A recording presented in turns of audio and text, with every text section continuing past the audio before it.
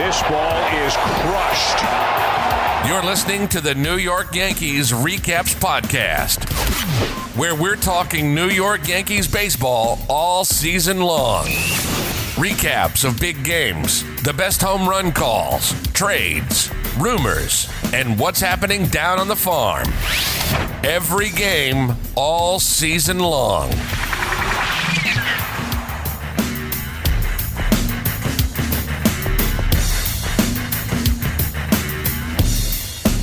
Hello, everybody. Welcome back to the New York Yankees Recaps podcast. I'm your host, Derek Lewandowski. So bad news. Luis Severino is hurt, joining James Paxton as the members of the rotation who are ailing early this spring. Paxton, of course, had surgery and is going to be out till June. Severino was warming up a couple of days ago, and he's been throwing his changeup, which is a pitch that it causes your hand or your arm to supinate. So it imagine if you stick your arm out in front of you, your right arm, and you turn your thumb towards the ground. That's supinating. And when you throw a changeup, you're throwing it with full speed, full arm speed that you would a fastball. So it doesn't take much strain off your arm, but it is a vastly different throwing motion than the traditional fastball or breaking ball where you postulate. That would be if your thumb was facing upward in sort of a thumbs up motion. Your wrist facing towards your left side. That's postulating. So apparently Severino had this problem dating back to last season. He felt it during the American League Championship Series, and then this winter he had an MRI, which found nothing, and he had a CAT scan, which found nothing. So the Yankees did their due diligence this winter. They've got to feel strongly that the UCL is strong, that the symptoms he's feeling in his forearm and his elbow are related to some other kind of problem. He does have a loose body in there, which is a bone chip that happens from repetitive use. So Severino is flying back to New York as we speak to have a battery of tests done on that arm. Hopefully this doesn't set him back. You know, they're going to treat him with anti-inflammatories and just rest it for a week or so. And so he's definitely going to be a bit behind, but that might not really affect him that much unless it turns out to be something serious. So if he misses any kind of time, which, let's be honest with ourselves here, I know we all want to be optimistic, but we also have to be realistic. Elbow problems this early in camp are not a good sign. So he may miss some time. So what does our rotation look like now that Paxton and Severino are probably going to be down? Number one stays the same. We've still got Gerrit Cole. Hopefully. Wrap this man in bubble tape. Next, we've got Masahiro Tanaka. He's looked strong in camp. He's actually working with Andy Pettit on developing a cutter. So Masahiro Tanaka, the consummate professional, always trying to get better, always trying to tinker with the ways that he has pitched to try and get a little bit better. Next, Jay Happ, a guy who I thought would be traded. I know a lot of you probably did too when the Yankees signed Gerrit Cole. He's got that $17 million contract for this season and for next season. And it seems like an easy place to unload some salary to try and offset the Gerrit Cole contract. But as we see every year, you can never get enough pitching. Happ was not very good last year until the end of the season, so don't know what you can count on out of Happ. Next, we've got Jordan Montgomery coming back 2 years removed from Tommy John surgery.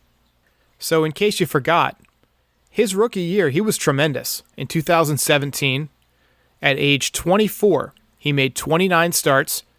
He was 9-7, not that wins and losses matter that much. He had an ERA of 3.88, 144 strikeouts in 155 innings, a 1.16 ERA+, so he was 16% better than the average pitcher as a rookie, and he finished 6th in the American League Rookie of the Year. Got off to a nice start in 2017, was 2-0 in 6 starts. He had a 3.62 ERA. He was looking very, very solid. His ERA plus was 1.17, so a tick up from his rookie season. So he was getting better, as you would expect.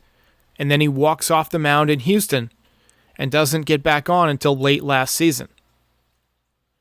Now, last season he had a rough go of it in his only appearances. He pitched 4 innings, allowed 7 hits, 3 runs, and had a 6.75 ERA, but a 3.96 fielding independent pitching. So, he's a good pitcher. He didn't walk anybody. Just didn't have a lot of luck last season bouncing back. So hopefully a strong year from Montgomery if he's fully healthy and had a good offseason to get back into pitching shape and get his reps up, things like that. The next option for the number 5 spot, and this would have to be based on his experience the last couple seasons, would be Jonathan Loaisiga, or Johnny Lasagna. So over the past 2 seasons, he's made 24 appearances with the Yankees, 8 games started, and he's 4-2 with a 4.79 ERA. Now, one thing that is notable about Lasagna, he misses bats. 56 1/3 innings, 70 strikeouts. That's 11.2 strikeouts per 9, but he does allow a ton of home runs. 1.4 home runs per 9. He allows a ton of walks, 4.5 per 9.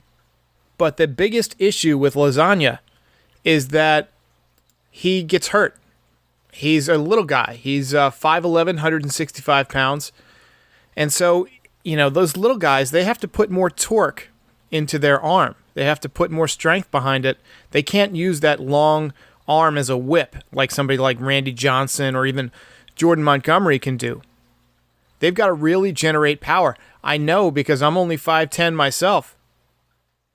And so it's tough on your shoulder. And he's had a myriad of shoulder problems, both his rookie year and last season.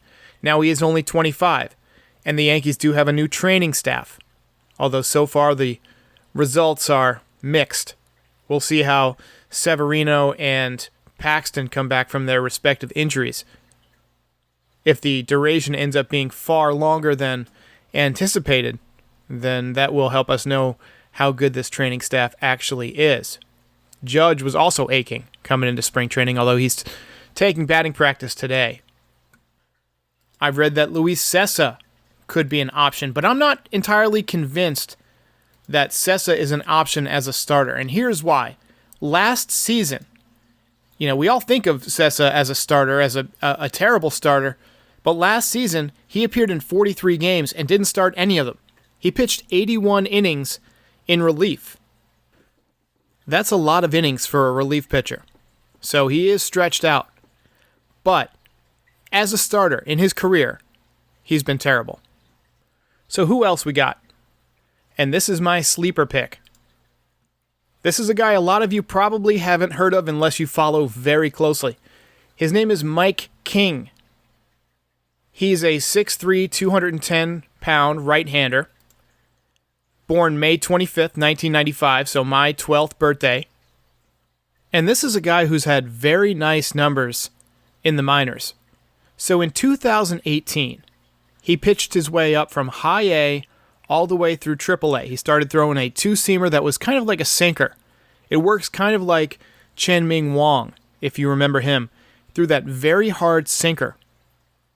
And that year, between those 3 levels, he pitched 161 innings, he made 24 starts, and he had a 1.79 ERA. He allowed just 8 home runs. Last season he came back, he was injured for a lot of the beginning of the season, and last season he came back to make just 11 appearances and had a 5.48 ERA, 46 innings, most of them at AAA. The Yankees called him up in September and he pitched 2 innings, gave up 2 hits, 1 run, not earned, picked up 1 strikeout, faced 9 hitters, and he looked good. I mean, he's got that swagger to him like you would see out of a starting pitcher who knows he's good. So I would look for Mike King as a sleeper pick if Luis Severino ends up being on the injured list for a while. But we do have some more options. Davy Garcia is the Yankees' top AAA pitcher. I mentioned him in a previous podcast. So he started the Futures game. He's got good stuff. His numbers weren't great in the minors, so I'm not going to give them to you. He's not a guy who translates to numbers. He's a guy with a very high spin rate fastball that he throws 97, 98 miles an hour. So think Garrett Cole. He's got a devastating curveball. Think Domingo Germán. Now, I've seen his changeup. It's not great. I got to say, it's a little flat. It doesn't look like he's quite there with it yet, which is one reason his numbers are probably inflated a bit in the minors. One, he's only got 2 pitches at this point, and his third pitch is developing, so he's throwing it a lot. And if it's not very good and he's throwing it a lot, it's going to get hit. So he is a sleeper. If he can put together that changeup to where it's a at least league average changeup as a third pitch, he's going to be trouble. He's another little guy, though. He's only, let me pull up his numbers. He's 5'9", 163 pounds, and just 20 years old. He won't be 21 until May. So he's smaller than Lasagna, but he's had a consistent ability to stay on the mound. Let's look at his best year. So we're going to hide partial rows here, and we're going to look at the minor leagues. So in 2018, between A-, A+, and AA, he made 14 starts. He had a 2.55 ERA. He struck out 105 batters in 74 innings. And then this year, despite his 4.28 ERA, I told you it was bad, 111 and a third innings in the minors, 165 strikeouts. So he's got the strikeout stuff, the swing and miss stuff. Did have 54 walks. That's a bit too many. His whip, or walks and hits per innings pitched, was 1.347, so that's not good. You want it to be around 1 or lower, ideally. Garcia is considered a super prospect. The Yankees think he's going to be a big addition to the rotation, maybe after James Paxton leaves. Who knows? Don't forget, they also have Domingo Germán, who was very good last year, but he's on the ineligible list for a domestic violence suspension until mid-season.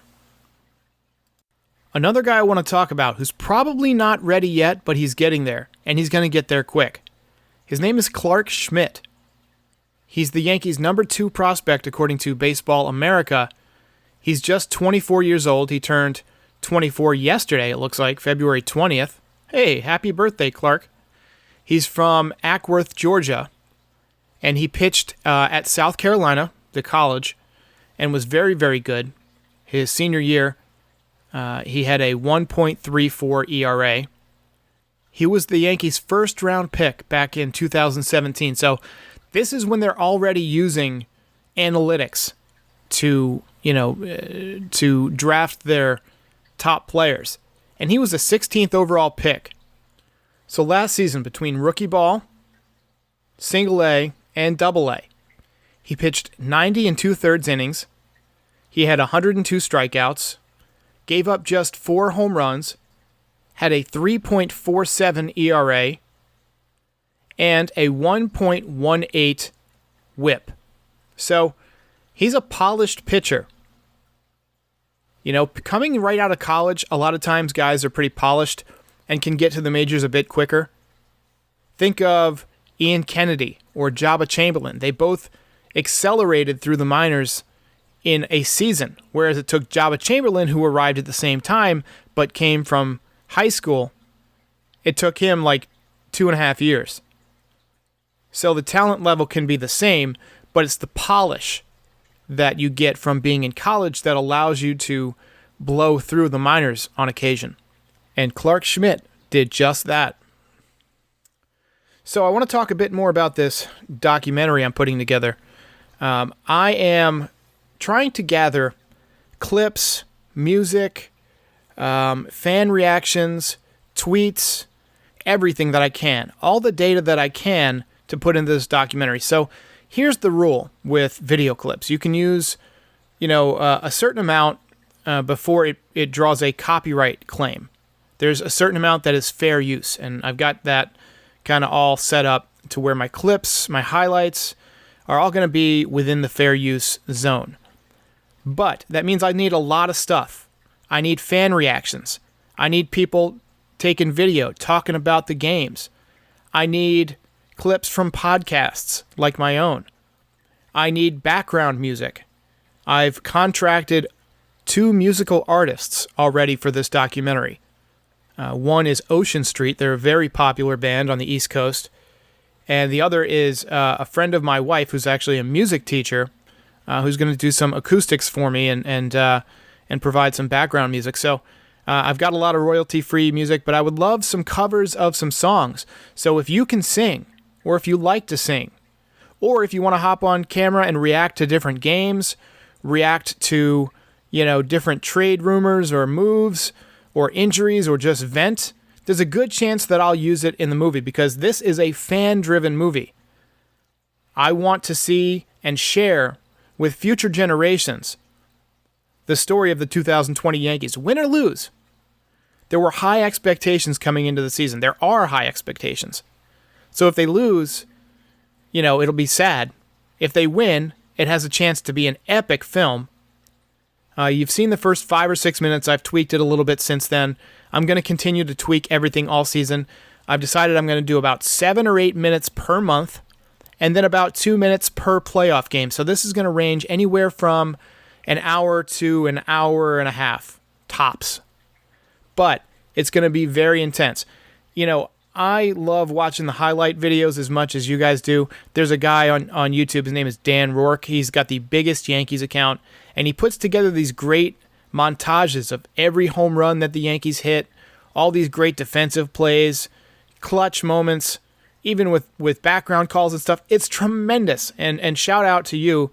He runs Yankees Report, I think, on Instagram too. Shout out. He's terrific.